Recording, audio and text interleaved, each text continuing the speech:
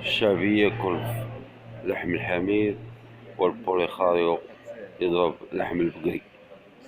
هكذا يعيش بصبح مزرق على لحم الحمير.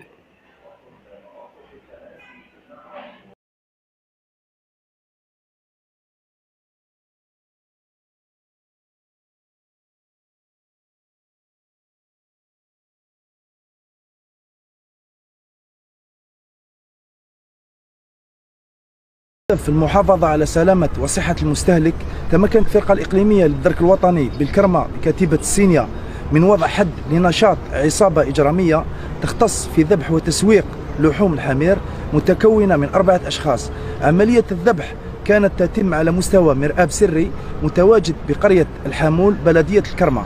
أما عملية البيع فكانت تتم بوسط مدينة وهران.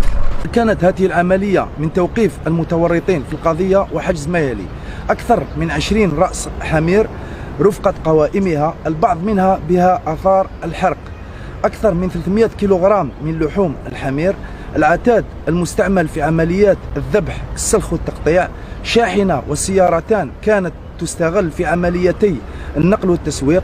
رفعت ضد المخالفين عدة جنح أبرزها تكوين جمعية أشرار لغرض الإعداد لجنحة خداع أو محاولة خداع المستهلك، جنحة الذبح غير الشرعي، وجنحة تعريض حياة الغير للخطر. فور الانتهاء من التحقيق سيتم تقديم الأطراف إلى الجهات القضائية المختصة.